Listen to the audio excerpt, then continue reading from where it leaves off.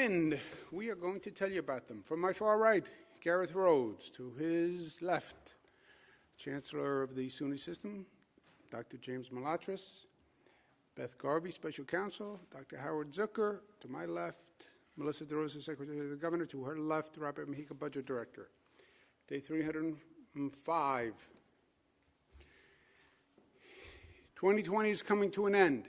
I say amen. Not fast enough. But we are going to create a new 2021. 2021 is going to be literally what we make of it. We're coming out of probably the most traumatic year that we've had in decades. I believe a transformative, traumatic year. And we will see in 2021 what it changes us into. And the future is very much a blank page. And you're going to have cities and states and regions all across the world trying to learn from 2020 and create a new reality in 2021. And that's going to be the challenge for New Yorkers, and we are up to it. One of the first points we're going to start with in 2021 is we can't keep the economy closed until the vaccine hits critical mass. If you listen to what they say, they in quotes, first it was about 70% of the population has to be vaccinated to hit critical mass. Some people say it's as high as 90%, but whatever, 70 to 90, that is a very large percentage of the population. If you listen to the time frame they're talking about, it started about 6 months. We'd be at critical mass in June, and then went to about September. Now some people are talking about the end of the year. You have a massive undertaking that people have underestimated from the get-go to both produce and administer this vaccine. The nation, over 10 months, hasn't done as many COVID tests as will be required for the vaccination. We haven't done that many COVID tests over 10 months. That's with every drugstore, every hospital doing COVID tests. And COVID tests are just a nasal swab. This is a vaccination. This is roll up your sleeve and I'm going to give you a needle. And then we have to do it twice. So this has been grossly underestimated, how big an undertaking and how long it's going to take. I think President-elect Joe Biden did the nation a service by pointing just this fact out the other day, that if you look at the pace of production and delivery, this could take years at this rate. So this is going to be a massive undertaking for the new federal government. But it can't be that we start 2021 with the expectation that the economy will reopen when the vaccine hits critical mass. We can't take 6 months, 9 months, 12 months of a closed-down economy. We can't take the economic cost. We can't take the psychological cost. We can't take the emotional cost. We have to be prepared for it. How do we use science and testing to reopen? And to be smart and safe in our reopening. New York pointed out first, it's not a question of reopening the economy or public health. We said from day one it was doing both. And we were right. And we are still right. And now in 2021, the question is, how do you use science and technology to open quickly but safely? How are you smart and safe in reopening? That's the challenge in 2021. And we want to be ahead of it because we are New York. And we're piloting an expansive testing plan to give us an opportunity to reopen businesses safely and smartly. And we're going to pilot the approach at the Buffalo Bills playoff game. A football playoff game obviously is outdoors, which is a much better situation from COVID spread. And the stadium is a controlled venue. The Department of Health has been working with the Buffalo Bills, the National Football League, to come to an agreement as to how to do this. We believe we are the first state in the nation to to run this kind of pilot. We think it can be very instructive to us going forward because, as I said, the premise is we're going to have to find a way to reopen businesses smartly and safely. The agreement with the Department of Health, the State of New York, Buffalo Bills, will allow fans at the first playoff game that the Buffalo Bills are going to play. The agreement is for 6,700 fans. There'll be socially distanced, masks required, but every fan will be tested before the game. Obviously, if they test positive for the virus, they won't be attending the game, and they'll get the treatment that they need. And then post-game, there'll be contact tracing, so we'll find out exactly what happened, was there any spread at the game, et cetera. Again, this is a pilot to find ways where we can smartly and safely reopen businesses. The partnership that put this together, I thank them all, Department of Health, State of New York, BioReference is the laboratory that's doing all the tests. The Buffalo Bills have been very cooperative and helpful, and we thank them all. Again, the Department of Health will then monitor the day of the game and monitor post-game contact tracing afterwards. For all the Bills fans, please, everyone take these measures seriously. We have made progress on the COVID virus over the past few weeks. The numbers are down. We want to keep them down. People don't have to be malicious to spread the virus. Most of the viral spread is from people who didn't even know they had the virus. So I understand the mood. I feel the mood, the excitement about the Buffalo Bills. It's been a long time, and they have captured a certain energy and charisma that is infectious. But we have to be smart, not just at the stadium. You have to be smart when you're at home. You have to be smart if you're at a party. You have to be smart if you're at an event. We really have to take this seriously. We don't want the fact that the Bills are in the playoff to wind up being a negative in terms of COVID, right? So no tailgating, no mass gatherings. That's not what we want to see. And it's not good for Buffalo. It's not good for Western New York. It's the last thing that the Bills want to see. So let's just be smart. Two people have worked on this very hard. It's Commissioner Zucker, Dr. Howard Zucker, and the Budget Director, Robert Mujica. That picture of Commissioner Zucker is when he was saying, and for you, Governor, we have a needle this big. That's what the Commissioner was saying.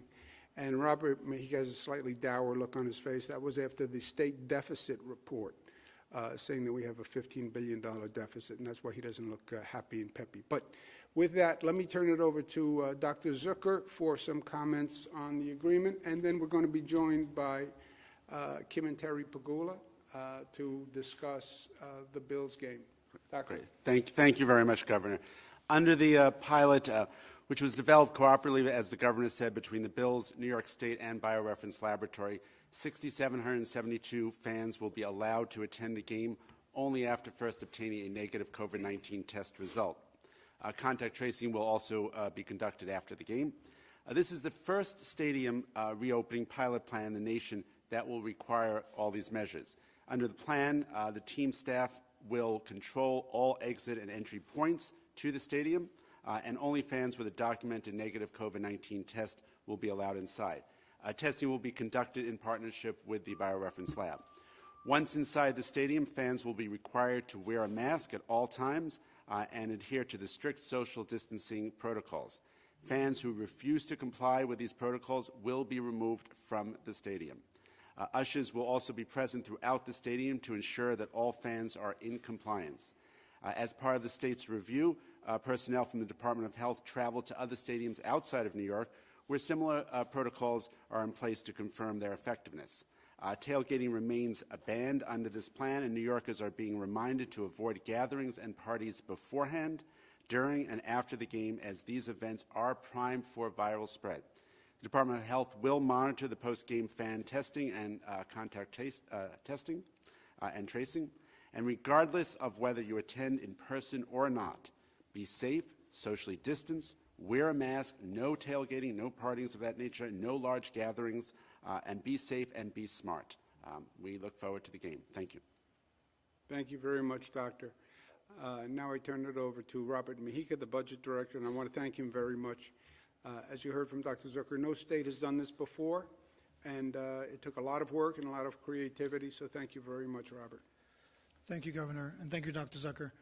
The plan that we have and the protocols that we put in place were take into account all of the guidance that we have, both from the World Health Organization, from the CDC, from the New York State Department of Health, and other health experts from around the world.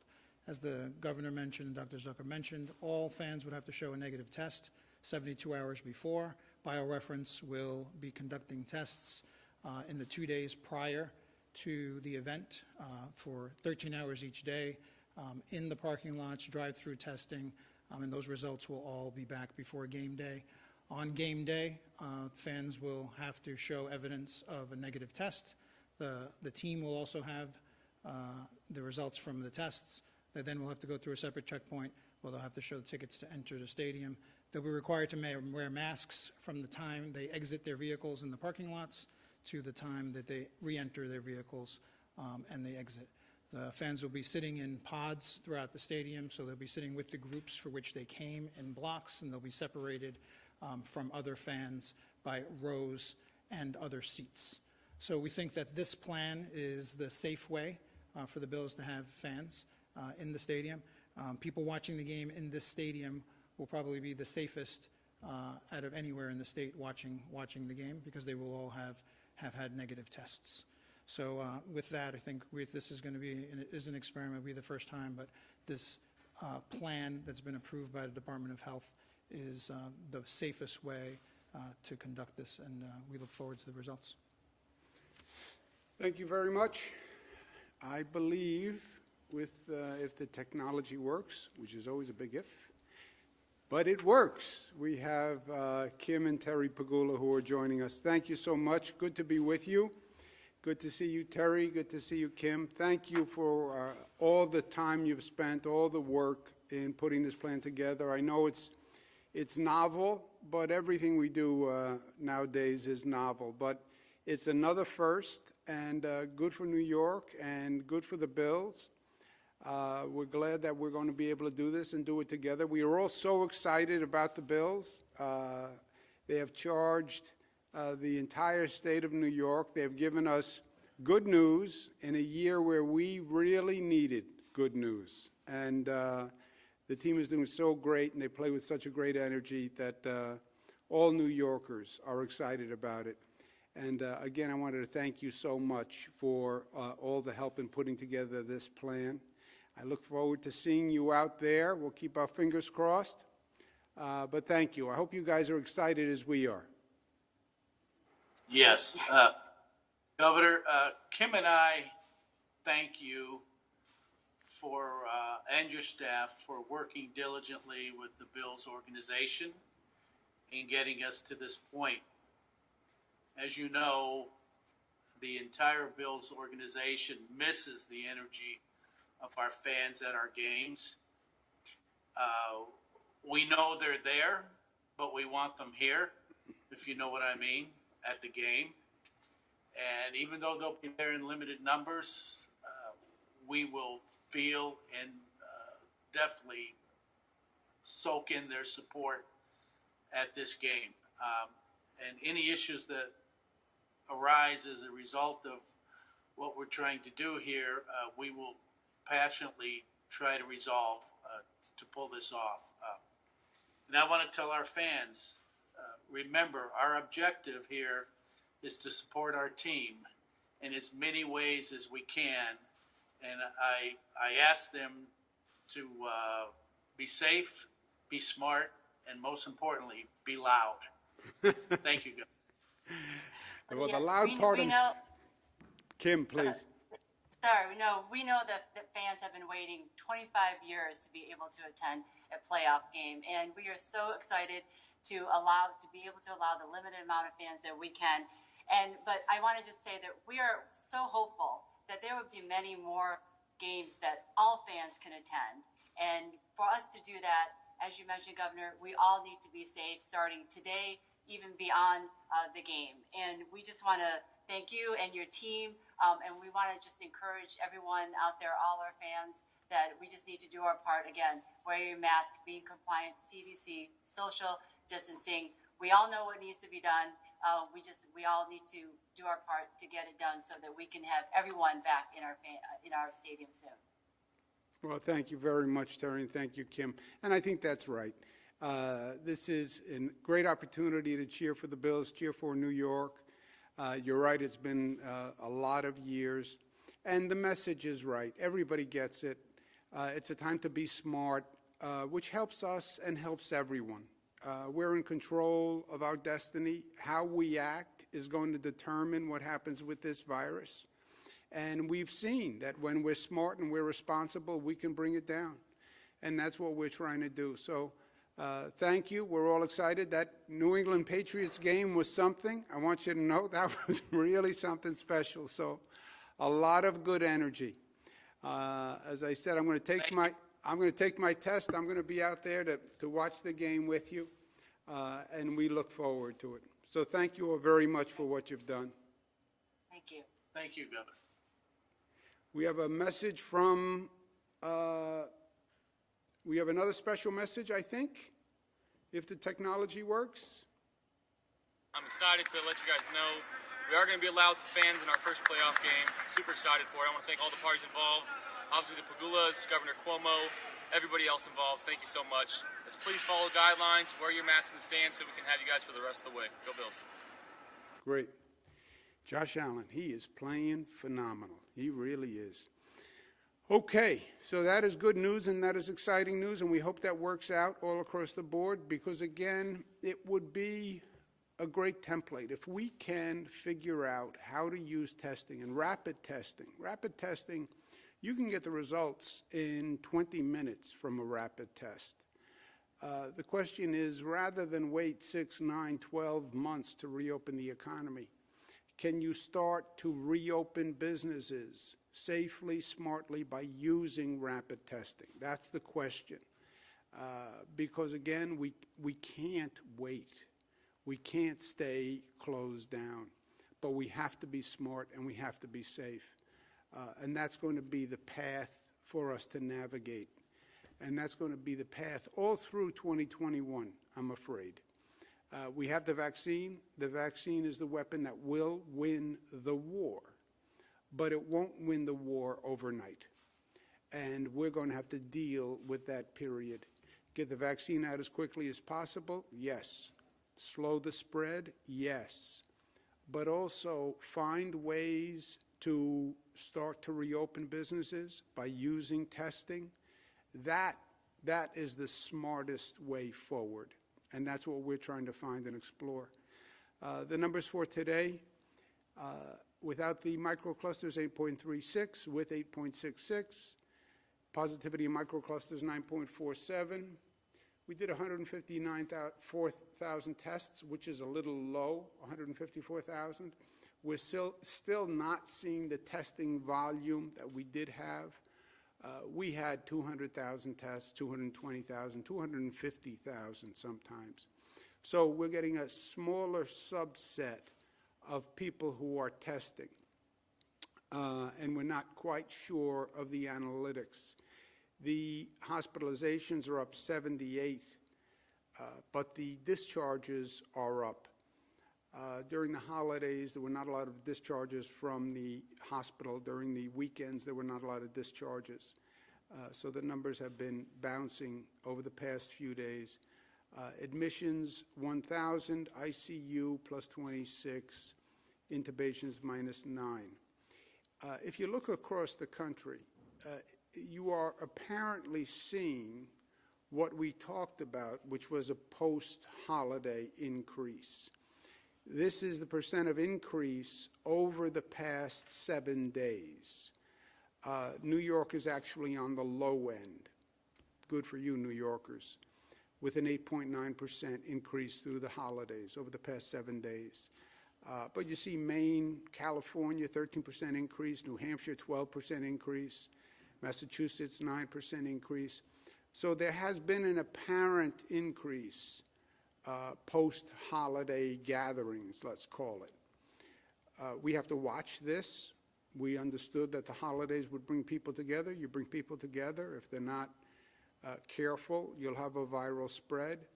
But we're going to have to watch this over the next few days and find out exactly where we are when this stabilizes. In New York State, Finger Lakes has the highest percentage of people hospitalized. You see Western New York is down. We're watching the Finger Lakes. It's been a problem for several weeks. It continues to be a problem. We've spoken to the hospitals. I've spoken to the elected leaders. But the community has to understand it. And this will change when the community changes it. I mean, it's almost that simple. They know the precautions. They know the facts about how the virus spreads. It's literally what individual communities choose to do. Why is New York City 0.03 and Finger Lakes 0.08?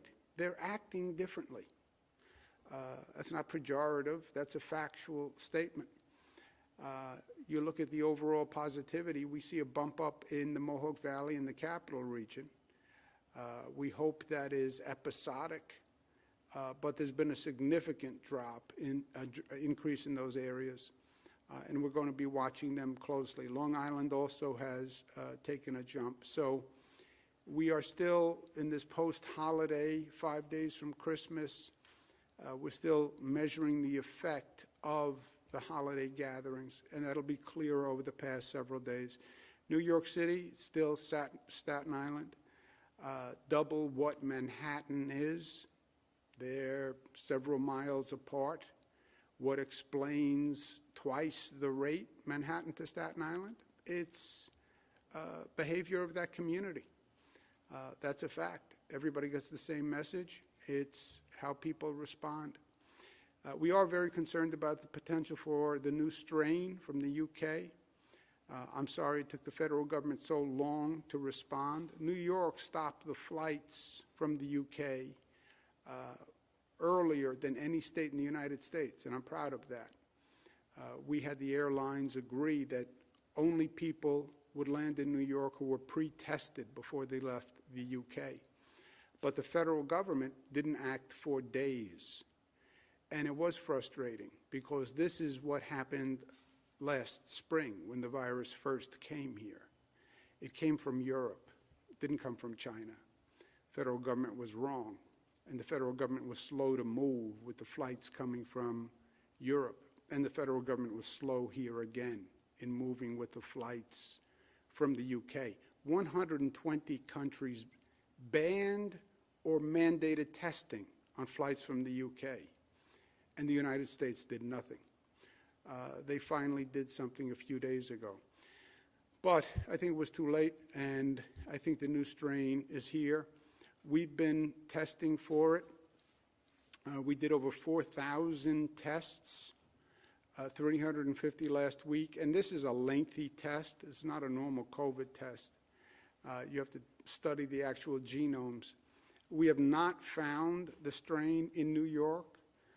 We had several specimens sent to the state lab that were suspected of being the UK strain, but over the 4,000 tests, we have not found the UK strain in the state of New York. Colorado, according to the CDC, has seen the UK strain, so it's probably in the United States.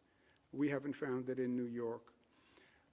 Other news, I'm extending the law providing death benefits to the families of frontline workers who lost their lives fighting the pandemic, and I'm extending them by executive order for 30 days.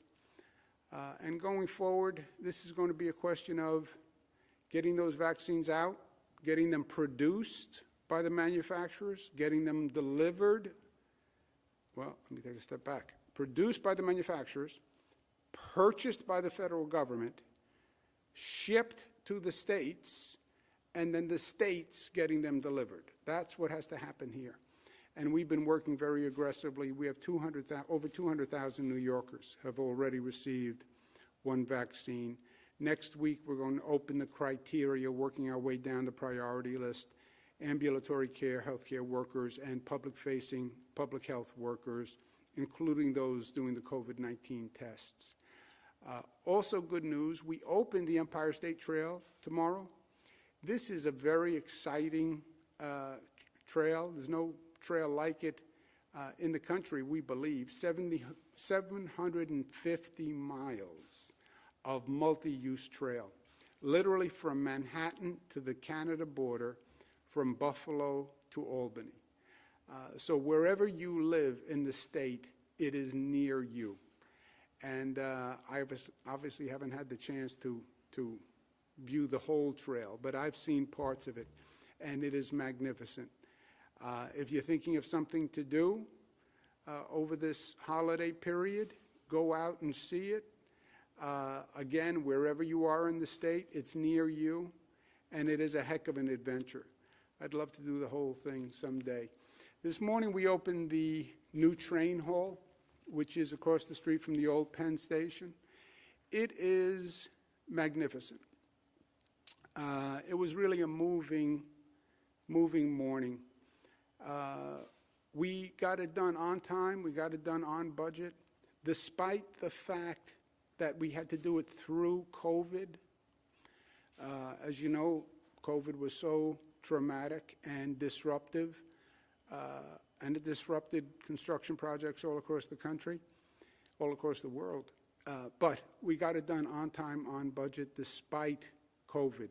We had planned to do a New Year's Eve party at the train hall, which could hold thousands of people. We opened the 2nd Avenue subway in Manhattan once at a New Year's Eve party, and we were hoping to do the same thing here. But these are different days. It was the idea of Senator Daniel Patrick Moynihan to use what was an old post office, the Farley Post Office, and wasn't really being used as a post office anymore. And Penn Station, for those of you who haven't gone through Penn, it is a miserable experience. It is like going through the catacombs. It is just a dingy, dark, gloomy space, and it should have been replaced decades ago. And Senator Moynihan's idea was use the post office across the street. This particular hall has this magnificent skylight. The skylight is massive. And the reason the skylight was there originally was because it was the room where they sorted the mail. So people had to be able to read the mail, and they used the sunlight to actually bring in, illuminate the room for sorting purposes. We had to redo the entire skylight. It was a massive undertaking, but it was worth it. It was, it's not only beautiful, it's almost uplifting. And it reminds you of how great we can be and how we can do great things, and we can do them well, and we can do them quickly. You know, we're still New Yorkers.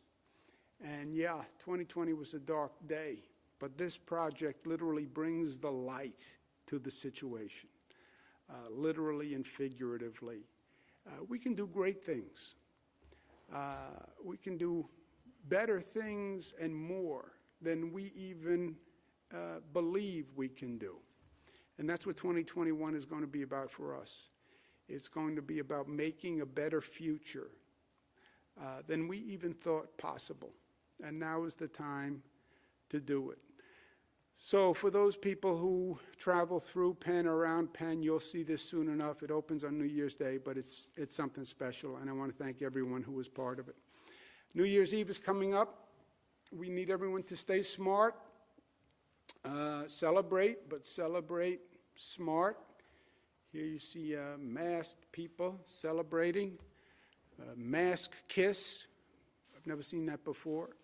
Actually, there's a reporter here in Albany, John Campbell. I've seen him mask kiss someone. But other than that, celebrate smart. That's our New York mantra. Celebrate smart. Stop shutdowns. Questions, comments? Our pleasure. Thank you, Governor. If you'd like to ask a question, please use the raise hand function on the bottom of your window. We'll take a moment to compile the Q&A roster. Governor, you now have Andrew Sif as our first question of the day from WNBC. Andrew, your line is now open. Please unmute your microphone. Governor, good afternoon. Two questions for you. You talked about the Buffalo Bills plan being a pilot with the possibility that it could apply to other situations. How soon might you be able to test it out for something like Broadway Theater or an indoor event at some place like Madison Square Garden? Okay. And my second question, just to ask you my second question, is Congresswoman Ocasio-Cortez tweeted today that Governor Cuomo should expand his executive order barring evictions to include small businesses across the state. There is some concern that there are loopholes and landlords are taking advantage of evicting small businesses. Okay. Thank you, Mr. Sif. First question first. The 2021, and I'm starting to work on the state of the state, and this year I'm chairman of the National Governors Association. I'm talking to governors all around the country. The challenge is going to be, yes, we have a vaccine, but the vaccine will take months and months and months. You cannot afford on any level to keep the economy closed until vaccine hits critical mass. Again, you have a lot of question marks out there. How quickly will the drug manufacturers produce the vaccine? If the Johnson & Johnson vaccine has a high efficacy and gets approved, that's one situation. But what's your supply being produced? What's the supply being purchased by the federal government? What's the federal government's delivery schedule? Question mark, question mark, question mark. How quickly can a state administer a vaccine? Question mark. I'm most confident of the state's ability in this case to administer the vaccine because we've proven our ability to manage before. But it's a massive undertaking because you also have part of the public that doesn't want to take the vaccine. You cannot keep the economy closed until you hit critical mass. You just cannot afford the cost on any level. 6, 9, 12 months. And by the way, if I had to wager, I would wager closer to 12 months at this point. That's longer than we've gone through COVID to begin with. But you can't just reopen the economy because you want to reopen the economy. We've seen states do that, and we've seen the infection rate go through the roof. So how can you use testing, or whether, let me rephrase it, can you use rapid testing to safely reopen? Query. No place has done it. No one's even talked about it. But that's okay. We're in New York. I have no problem going first. That's what we're piloting with the Buffalo Bills. Now, Buffalo Bills, it's an outdoor venue, which is all the difference in the world from an indoor venue. So we're on the outdoor side right now. We haven't even talked about indoors. But can you conduct roughly 7,000 tests, very large audience, going into a stadium? Advantage of the stadium is it's a controlled venue. You can make sure who goes in and goes out. It is outdoors. Can you rapid test everyone, 7,000 people going into a venue, and then can you do the contact tracing afterwards and find out what happened? If this works well, then you would look to expand it. Indoors is a different question, Andrew, because you get into questions. Indoors, it's more difficult, first of all, right? But then what is the size of the building? What is the percentage of people you're putting into the building? 7,000 people in the Bills stadium is still a tiny fraction of the overall capacity. So you get into capacity questions, air circulation questions, over the MERV questions, what's the air filtration system? So this is really step one, and then we'll take it from there. But I don't see a key to the door beyond this key. Really, the only key you have is rapid testing. So we will be aggressive in exploring it, and that's what we're doing now. On the evictions, Congresswoman Ocasio-Cortez, I agree with. We signed an eviction bill the other day. The legislature passed it. It's a good bill. It's a strong bill. It's a step in the right direction. But it doesn't go far enough, and there are loopholes. First loophole is it doesn't protect commercial tenants. And New York City has some protections in place, but Long Island, Westchester, Buffalo, Rochester, Syracuse, Albany, North Country, the whole rest of the state, you have many small businesses that are just getting kicked out. They don't have the deep pockets. Their revenue is down. They're suffering. You have a lot of restaurants, a lot of smaller businesses that can't pay the rent, and the landlord says, you're out. Now,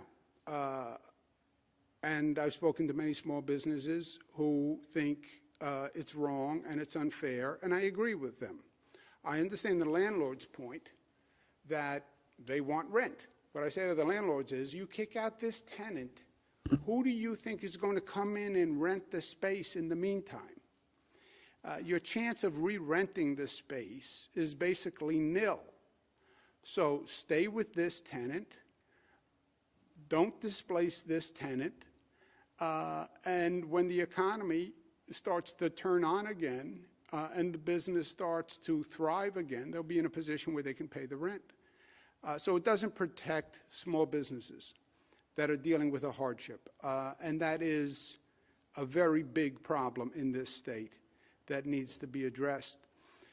Second loophole is residential tenants would have to pay late fees and penalties. Again, I understand the landlord's point. Landlords are saying, well, look, if the tenant didn't pay for 6 months, I want the tenant to pay 6 months back rent and a penalty and late fees. I understand the landlord's point, but I think it would be extorting tenants in a bad situation. These are tenants who can't pay the rent because they are have certified that they're dealing with a financial hardship. It's not that they're not paying the rent and they can pay the rent. They can't pay the rent. To say to a tenant who can't pay the rent, okay, the 6 months are up or whenever the time frame is up, you now owe me all the back rent, and on top of the back rent, you have to pay late fees and you have to pay penalties. You will bankrupt people. To me, it is exploiting the situation. COVID has affected everyone, and I understand everyone has a financial burden, but I don't want to be part of anyone exploiting the situation.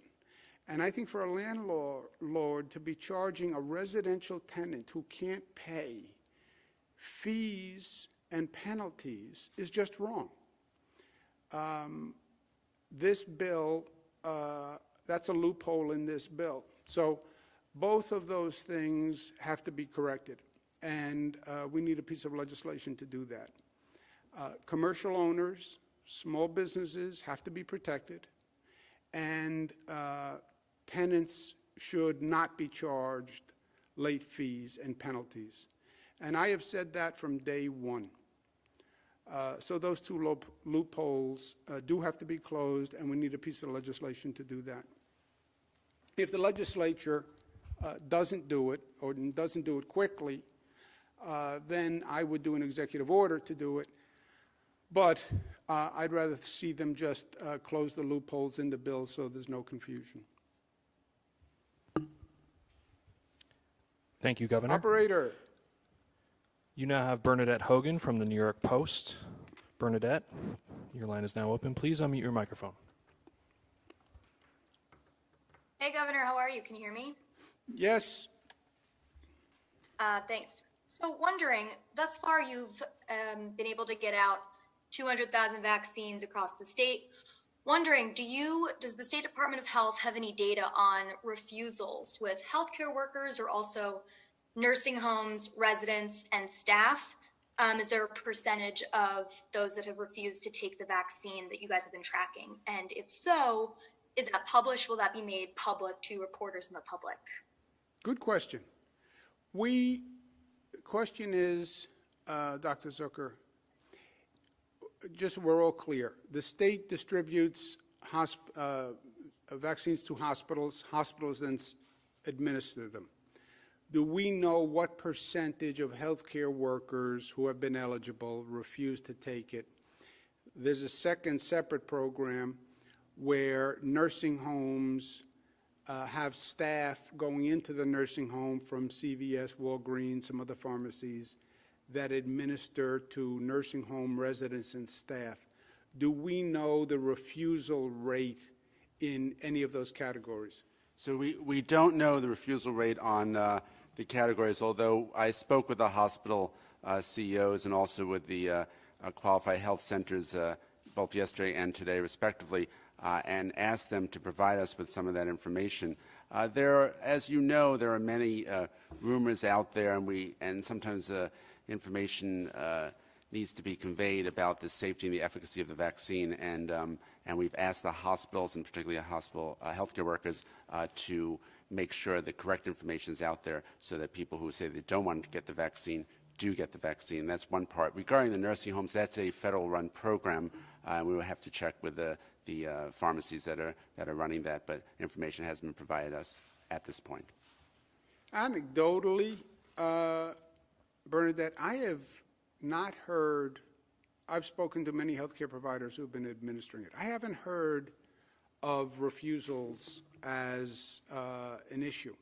I hear the exact opposite. I hear a lot of groups want to be next in line for the vaccine. But these are healthcare groups, so they may be more familiar with medical procedures.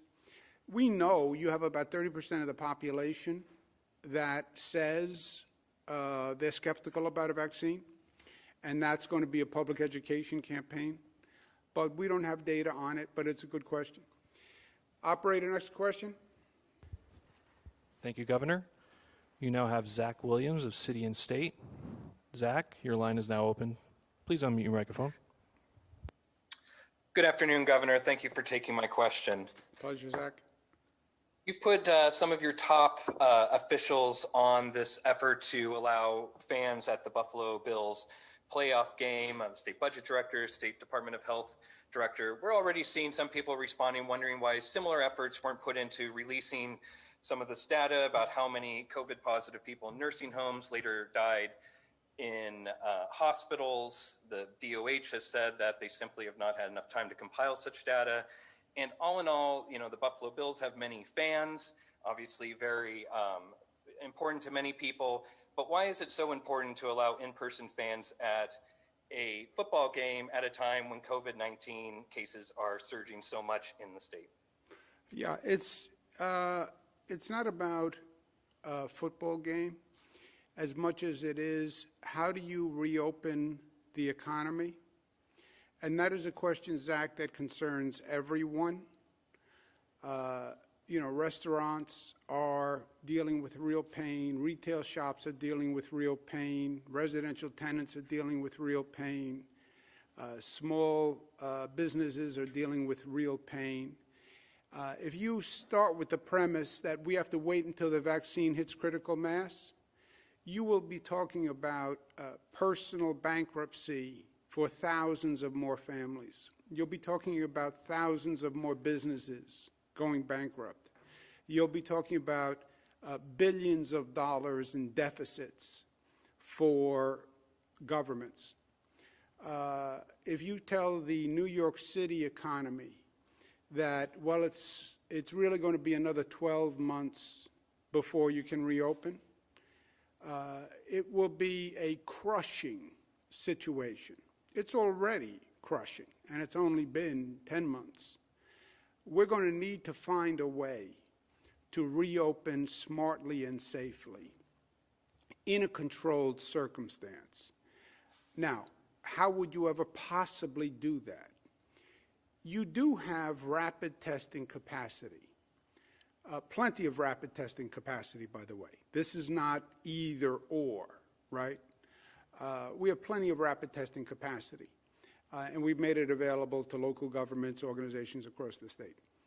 And there are a number of companies that do rapid testing. If you can do rapid testing, can you use rapid testing to reopen businesses safely? It's Mr. Siff's point, where he was going. If you can do it in Buffalo, 7,000 people, but it's outdoors and it's controlled. Well, if it works there, can you do Madison Square Garden? Could you do a theater on Broadway? Could you do a certain capacity in a restaurant so restaurants could start to reopen safely? That is the road that we're looking at. And again, no other state has done this yet. And many take the position that you take, well, the virus is still here. We can't do anything as long as the virus is here. The virus is going to be here, I would wager today, 9 months to 12 months. If your position is there's nothing we can do while the virus is here, the aftermath, if you wait until critical mass of the vaccine, you're going to really have to be digging through the rubble, my friend. And I'm in the business of trying to avoid rubble and devastation. I don't want to see any more personal bankruptcies. I don't want to see any more families going through hardship because they're out of work. So we want to make sure we're doing everything we can to open the economy when safe, but also be as smart as we can. That's been the balance we've kept from day one. And if you want to know bona fides of the approach, look at our infection rate and look at the national infection rate. We went from one of the highest rates in the country, if not the highest rate, to one of the lowest. That's a fact. It's not a political fact. It's not an opinion. It's a fact. Despite your opinion, despite your theory in life, that's a fact. So we've struck a good balance. Going forward, 2021, the question is going to be, what is that balance? You're vaccinating as fast as you can. You're vaccinating as many as you can. You're going to deal with an issue that Ms. Hogan pointed out. Some people won't want to take the vaccine. If you have to get to 90%, you're going to have a real problem because you're going to have more than 10% who won't take the vaccine. I can tell you that. So you're doing that, but how do you start to save businesses and save families and save savings of families? That's what we're looking at, and that's what this is a pilot to see. No one else has done it, and it would be easy for me to sit here and say, we're not doing anything until we hit critical mass, and it is what it is. God sent the virus, and when God decides the virus is gone, then we'll reopen the economy. That would be easy, but to me, it's not the best that we can do. Operator? Thank you, Governor. You now have Jennifer Lukey of WHEC. Jennifer, your line is now open. Please unmute your microphone.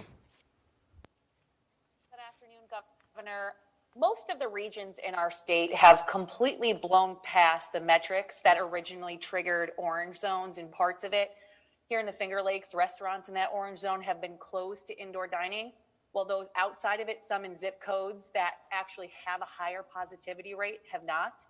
You changed the metrics moving forward for shutdowns, but what about those still impacted by the prior metrics? Let's take the Finger Lakes, for example. You're seeing the rate in the Finger Lakes continue to go up despite the orange zone restrictions. If you didn't have those restrictions, you'd have an even higher rate. You have the highest hospitalization rate in the state of New York with the restrictions. Would you ever relax restrictions when the numbers are still going up and you're the highest in the state?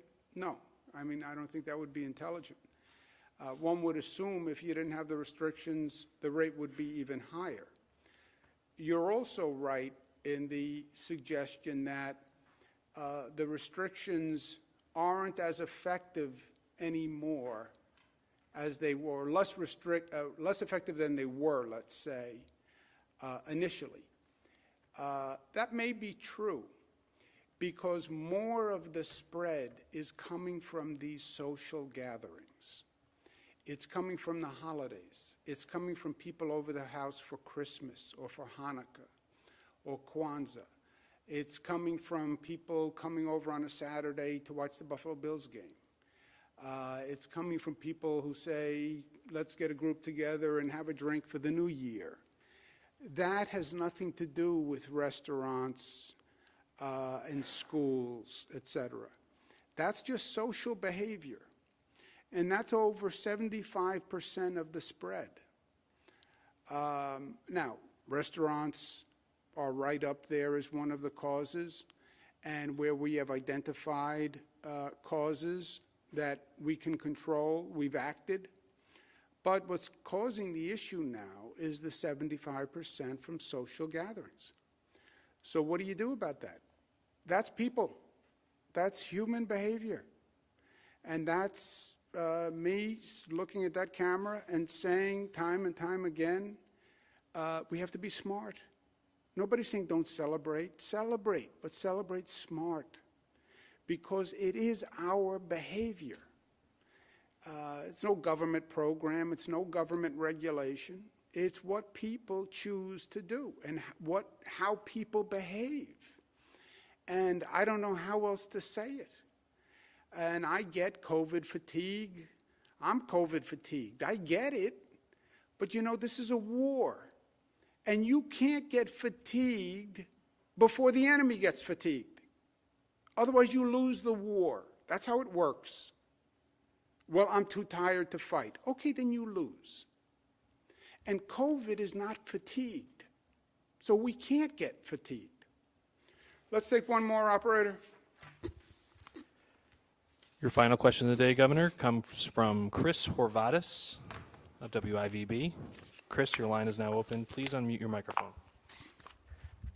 Hi, Governor. Happy New Year. Can you explain how and when the state will make a determination as to future Bills home playoff games in the divisional or championship round?